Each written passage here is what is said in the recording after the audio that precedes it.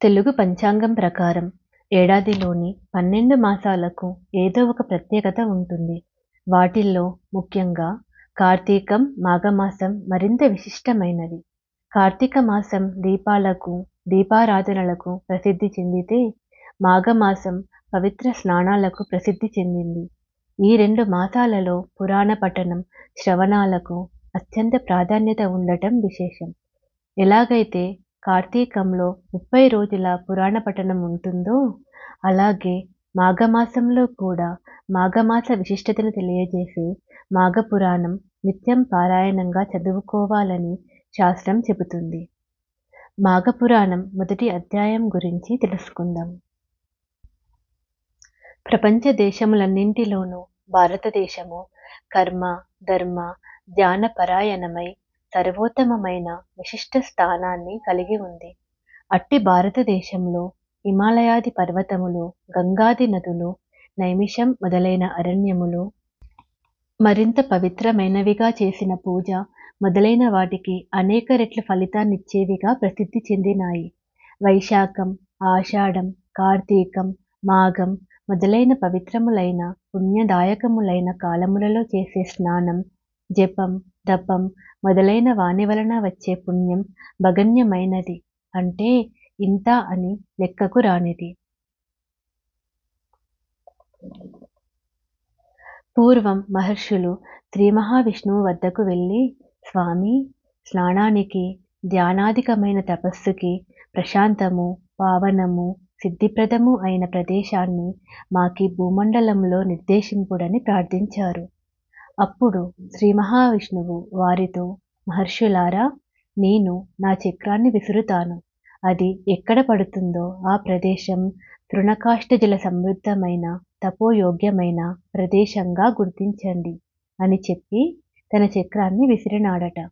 ఆ మహావిష్ణువు యొక్క చక్రనేమి పడిన ప్రదేశాన్ని నైమిషారణ్యమని వ్యవహరిస్తూ శౌనకాది మహర్షులు అక్కడ స్థిర నివాసం ఏర్పరుచుకున్నారు.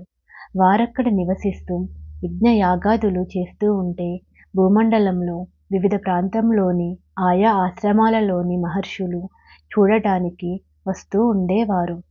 అలాగే రోమర్షణుడు, ఆయన కుమారుడు సూత మహర్షి అందరిలా ఆ యాగాన్ని చూడటానికి విచ్చేసేవారు. యాగం చేసే మునులు వాళ్ళని ప్రార్థించి విరామకాలంలో పుణ్యకరములైన కథలని, విశేషాలని చెప్పించుకునేవారు. అంటే నైమిషారణ్యంలోని ఆ ఆశ్రమంలో జపహోమాదులు లేనప్పుడు పుణ్యకథా ప్రవచనాలు అందరికీ ఆనందాన్ని, మనస్థైర్యాన్ని, భగవద్భక్తిని పెంపొందించేవి. ఇలా ఒకప్పుడు శౌనికాది మహర్షులు చిరకాలం జరిగే యాగమునొక దానిని ప్రారంభించారు. ఆ యాగం కొన్ని సంవత్సరాలు జరుగుతుంది. అటువంటి యాగాన్ని చూడాలని చాలామంది మునులు దేశం నలుమూలల నుండి ఆసక్తితో వచ్చారు. అలా వచ్చిన వారిలో సూత మహర్షి ఉన్నారు. శౌనకాది మునులు ఆయనకెదురెళ్ళి సగౌరవంగా తీసుకొని వచ్చారు. తగిన ఆసనంపై కూర్చుండబెట్టి అతిథి సత్కారాలు చేశారు. ఆయనతో ఇలా అన్నారు, సూత మహర్షి, మీ తండ్రి గారు రోమహర్షణుల వారు పురాణ ప్రవచనంలో, ధర్మ విషయాలను వివరించడంలో సాటిలేని వారు. శరీరము పులకించి ఆనంద పారవశ్యంచే రోమములు కూడా పులకరించేటట్లు చేయగల సమర్థులు. రోమములకును హర్షము కలిగించేవారు కనుక రోమహర్షులని సార్థక నామధేయములైనారు. వారి కుమారులైన మీరు కూడా ఆయన అంతటి వారై ఆయనకు తగిన పుత్రులని అనిపించుకున్నవారు. మా అదృష్ట వశం వలన మీరీ యాగ సందర్శనకు వచ్చినారు. విరామ సమయంలో మాకు పుణ్యకరములైన విషయాలని వినడం మరింత ఫలప్రదం అవుతుంది కదా. దయ ఉంచి మాకు పుణ్యకథలని వినిపించండని ప్రార్థించారు. సూత మహర్షి వారి ఆతిథ్యాలను స్వీకరించి సుఖాసనంపై కూర్చుని వారి మాటలను విన్నాడు. వారందరికీ నమస్కరించి చిరునవ్వుతో, మీకు నా మీద ఉన్న అభిమానానికి కృతజ్ఞుని. పుణ్యకార్యాలు జరిగే చోట పుణ్యప్రదమైన విషయాన్ని చెప్పడం కూడా ఒక అదృష్టమే. అది కూడా యజ్ఞంలా పవిత్రమైన కార్యమే. ఈ రూపంగా నన్ను ఈ పుణ్యకార్యంలో ఇలా అన్వయించేటట్టు చేసే మీకు నేను కృతజ్ఞుని. మా తండ్రిగారి వలన విన్నదాన్ని అనుసరించి వ్యాసమహర్షుల వారి దయా విశేషం చేత నాకు తెలిసిన విషయాన్ని మీ అనుగ్రహం చేత స్ఫురింపచేసుకొని యథాశక్తి వినిపించి మీ ఆనందాశీస్సులని భగవత్కృపను పొంద ప్రయత్నిస్తున్నాను. మీ ఆజ్ఞ ఏమిటి అని సవినయంగా అడిగెను. అప్పుడు మునులు సూత మహర్షి లోగడ వైశాఖ మాసం, కార్తీక మాసం వైశిష్ట్యాన్ని, ఆయా మాసాల్లో చేయవలసిన వ్రతానుష్ఠాలని వివరించి మాకానందం కలిగించారు. ప్రస్తుతం మాఘమాస మహిమను వివరింపుండని కోరారు. అప్పుడు సూత మహర్షి క్షణకాలం కళ్ళు మూసుకొని ధ్యానంలో ఉండి తండ్రిగారిని గురువులను తలుచుకొని నమస్కరించి కనులు తెరిచి మునులకు మరలా నమస్కరించి ఇలా ప్రారంభించాడు. మహర్షి సత్తములారా, మీరు అడిగిన ప్రశ్న సారవంతమైనది. విశేషించి సామాన్య ప్రజానికానికి మరింత ఉపయోగించేది. చదువుకున్న వారు కొద్దిమంది అయినా యజ్ఞయాగాలు జపతపాలు చేసి పాపం పోగొట్టుకొని పుణ్యం సంపాదించుకుంటారు. పై విధంగా చేసే సావకాశం లేనివారు తరించడానికి ఈ విషయం బాగా ఉపకరిస్తుంది. పూర్వం ఒకప్పుడు జగన్మాత అయిన పార్వతీదేవి పరమేశ్వరుణ్ణి ఇదే విషయాన్ని అడిగింది. గృత్న మదమహర్షి మొదలైన వారు చెప్పిన విషయాలని పార్వతీదేవికి పరమేశ్వరుడు చెప్పిన విషయాలతో పాటు చెప్పెదను వినండి. పార్వతీదేవి పరమేశ్వరునితో, విశ్వాత్మక, సర్వలోకేశ్వర, సర్వభూత దయానిధి, ప్రాణేశ్వర, మీ మాటలు అమృతము కంటే మధురాతి మధురములై నా చెవులకు మరింత ఇంపుగా ఉన్నాయి. మాఘమాస మహిమను వివరింపగోరుచున్నానని ప్రశ్నించెను. అప్పుడు పరమేశ్వరుడు, కళ్యాణి, జగన్మంగళ, నీవు అడిగిన విషయము మిక్కిలి నిగూఢమైనది, గంభీరమైనది. నాకిష్టురాలవైన నీకు చెప్పరానిదేమియుందును, తప్పక చెప్పెదను వినుము. సూర్యుడు మకర రాశిలో నుండగా మాఘమాసములైన ప్రాతకాల స్నానము చేసిన వారు పాప విముక్తులై ముక్తినందుదురు. గోవుపాదం మాత్రమే మునిగిపోయే జలప్రవాహంలోనైనా చేసిన స్నానం అధిక పుణ్యప్రదం. మొదటి స్నానం వాని సర్వపాపములను పోగొట్టును. రెండవ స్నానము వానికి వైకుంఠలోక ప్రాప్తిని కలిగిస్తుంది. మూడవ స్నానం అతనికి శ్రీ మహావిష్ణువే రుణగ్రస్తుడయ్యేటట్లు చేస్తుంది. ఇట్టి పుణ్యాత్మునికి నేనేమి ఇవ్వాలని శ్రీ మహావిష్ణువే ఆలోచనలో పడును. ప్రయాగలో మాఘమాసంలో గంగా స్నానం చేసిన వానికి పునర్జన్మ ఉండదు.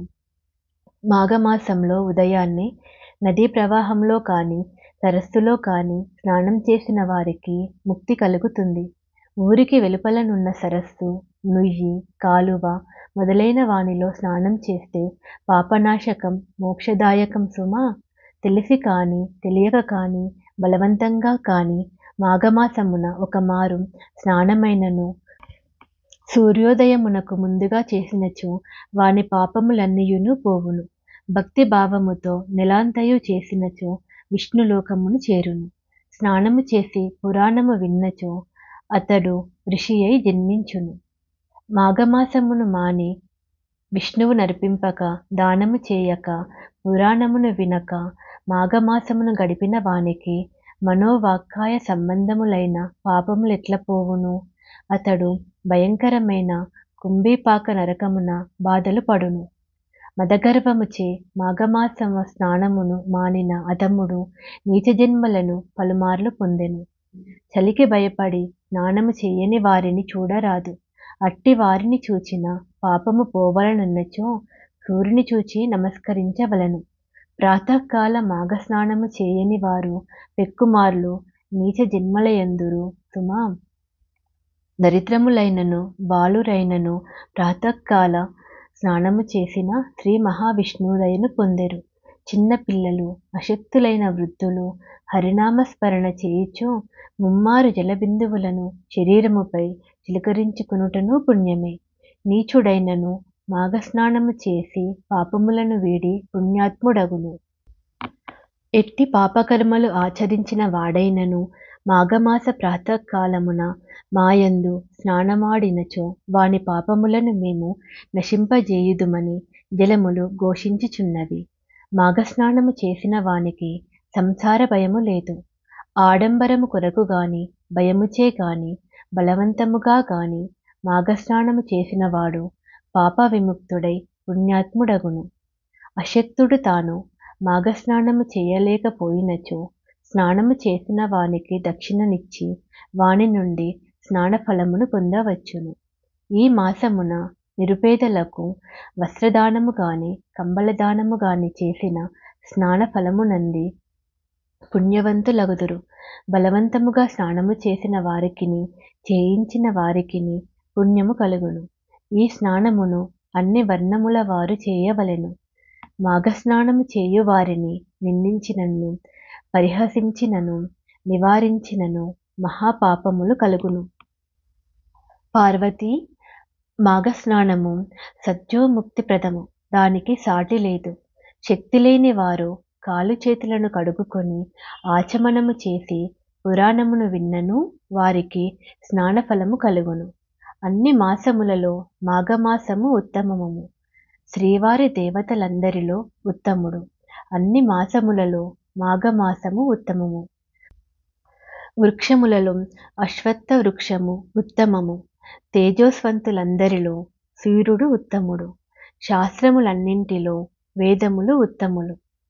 కావున మాఘమాస స్నానము చేయువారిని నిందించినను నివారించినను మహాపాపములు కలుగును. 4 వర్ణముల వారిలో బ్రాహ్మణుడు ఉత్తముడు. పర్వతములలో మేరు పర్వతము ఉత్తమము. కావున మాఘమాస స్నానము అనంత పుణ్యప్రదము సుమా. దిలీపుడను మహారాజు పెక్కు యాగములను చేసిన పుణ్యాత్ముడు. ఉత్తముడైన ప్రజాపాలకుడు. ఇతడొక నాడు వేటకు పోయెను.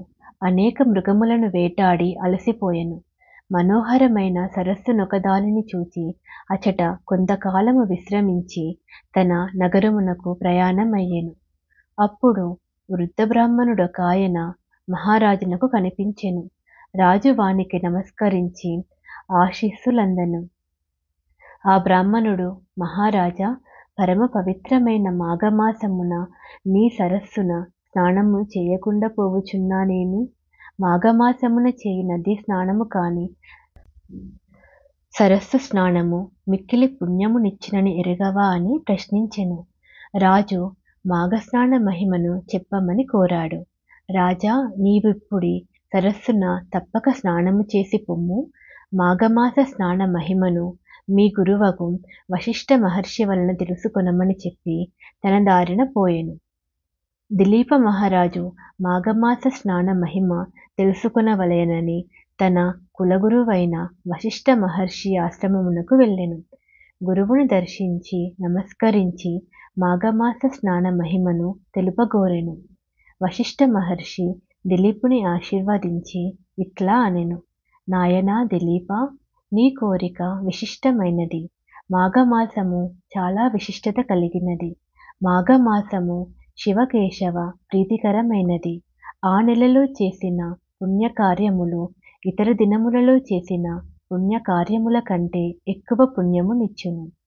మాఘమాసమున ప్రాతకాలమున చేసిన స్నానమే సర్వ పాపములను పోగొట్టి అక్షయములై పుణ్యఫలములిచ్చును. స్నానమే ఎంత అధిక పుణ్యఫలము ఇచ్చునో పూజా పురాణ శ్రవణములందు ఎంతటి ఫలముండునో ఊహించుకునుము. మాఘస్నానము వలన సర్వ దుఃఖములను పోగొట్టుకొని శుభలాభములను పొందిన కొందరి వృత్తాంతములను వివరించును. దానిని బట్టి మాఘమాస వైశిష్టతను తెలుసుకొన ప్రయత్నించుము. పూర్వమొకప్పుడు భయంకరమైన క్షామము అనగా వానలు లేకపోవుట, పంటలు పండకపోవుట మొదలైన లక్షణములు గల కరువు వింధ్య హిమాలయ పర్వతముల మధ్యనున్న భూమిలో కలిగెను. దీని వలన సామాన్య జనులు, ప్రభువులు, మునులు, మహర్షులు, పశువులు, పక్షులు, సర్వప్రాణులు మిక్కిలి బాధపడినవి. అట్టివారిలో భృగు మహర్షి ఒకడు. అతడును ఆ ప్రాంతమును విడిచుటకు ఇష్టము లేకున్నను కైలాస పర్వత ప్రాంతము కడకు చేరి తనకు నచ్చిన ప్రదేశమునందు ఆశ్రమమును నిర్మించుకొని తపమాచరించుచు కొనుచుండెను. పవిత్రము మనోహరము అయిన ఆ దివ్య ప్రదేశమునకు గంధర్వులు, యక్షులు, కిన్నరులు మున్నగు దేవత జాతుల వారును వచ్చిచుండిరి. అచట విహరించి ఉత్సాహమును పొందుచుండిరి. ఒకనాడు గంధర్వుడొకడు భార్యాసమేతుడై ఆ ప్రదేశమునకు వచ్చెను. అతడు భృగు మహర్షికి నమస్కరించెను. అతని శరీరము మిక్కిలి సుందరమైన, గంభీరమైన, మనోహరమై, విచిత్రమై ఉండెను. వాని మొగము మాత్రము పులి మొగమై ఉండెను. ఇందువలన అతడు ఎంత చక్కగా ఉన్నను పులి మొహము వలన విచిత్రముగా, భయంకరంగా ఉండెను. అతడు భృగు మహర్షికి నమస్కరించిన తరువాత, మునీశ్వరా, నాకు భోగ్యభాగ్యములన్నీయూ ఉన్నవి. ఈ నా భార్యను చూసితిరి కదా, ఈమె సౌందర్యము, గుణసంపద నిరూపమానములు. నేను గంధర్వుడను. మానవుల కంటే దివ్యశక్తులు కొన్నియున్నవి. కాని భయంకరమైన, వికారమైన ఈ పులిముఖము నాకు బాధాకరమగుచున్నది. దీనిని పోగొట్టుకొనెట్లనో నాకు తెలియరాకున్నది. ఈ వికారము వలన నాకు గల సుఖములు, భోగములు నన్ను సంతోషపరుచుటలేదు. దయయుంచి నాకి వికార రూపము పోవు ఉపాయము చెప్పుడని ప్రార్థించెను. భృగు మహర్షికి గంధర్వుని పరిస్థితికి జాలి కలిగినది. వానికి సహాయపడవలెనుకున్నాడు. నాయనా, పురాకృత కర్మము ఎవనినీ విడువడు. గత జన్మలో చేసిన పాపము వలన నీకీ స్థితి కలిగినది. పాపము, దురదృష్టము, పేదరికము ఇవి మూడును జీవిని బాధించును. ఇట్టి వానిని పోగొట్టుకొని శుభలాభము పొందవలెనన్న పుణ్యనదుల యందు స్నానము, పవిత్ర క్షేత్రముల యందు దేవపూజ చేసి కొనవలెను. ఇట్టి వానిని పవిత్ర కాలమైన కాలమున చేసినచో సత్యఫలము కలుగును. కాలమంతయు మంచిదే, అయినను మాఘమాసము విశిష్టమైనది. ఈ నెలలో చేసిన స్నానము, పూజ, జపము, తపము జీవికి గల పాపమును పోగొట్టి శుభమును వెంటనే కలిగించును. అన్ని పుణ్య నదులలో స్నానాధికము చేసినచో వచ్చు ఫలితము మాఘమాసములో నదిలో కాని, సముద్రములో కాని, కాలువలో కాని, సెలయేరిలో కాని స్వల్ప జల ప్రవాహమైనను అందు స్నానము చేసినచో వచ్చును. అనగా మాఘ స్నానమును ఏ ప్రవాహమున చేసినను సర్వ తీర్థములయందు చేసిన పుణ్యము నిచ్చినంత గొప్పది. నీ జాతి వారినైనను అనంత పుణ్యము నిచ్చును. నీ అదృష్టవశమున ఇది మాఘమాస ప్రారంభము కావున నీ భార్యతో పాటు ప్రతిదినము ప్రాతకాలమున మాఘస్నానమును, ఇష్టదేవత పూజను అచటయున్న నదిలో చేయుము అని భృగు మహర్షి ఆ గంధర్వునకు చెప్పెను. ఆ గంధర్వుడు ముని చెప్పినట్లుగా అచటి నదిలో మాఘస్నానమును, తీరమున ఇష్టదేవత పూజను విడువక మాఘమాస ఎంతయు చేసెను. ఆ పుణ్యవశమున వాని పులిమొహము పోయి వానికి సుందరమైన మొహము వచ్చెను. గంధర్వుడును ఆశ్చర్యపడి మాఘమాస మహిమను కీర్తించును. కృతజ్ఞుడై మునికి భార్యతో పాటు నమస్కరించెను. అతని ఆశీర్వాదము పొంది తన భార్యతో పాటు తన లోకమునకు వెళ్ళెను. దిలీప మహారాజా, మాఘస్నాన మహిమను గమనించితివా? మరియొక కథను చెప్పుదును వినమని వశిష్ఠుడు మరలా ఇలా పలికెను. మాఘపురాణం 1వ అధ్యాయం సంపూర్ణం.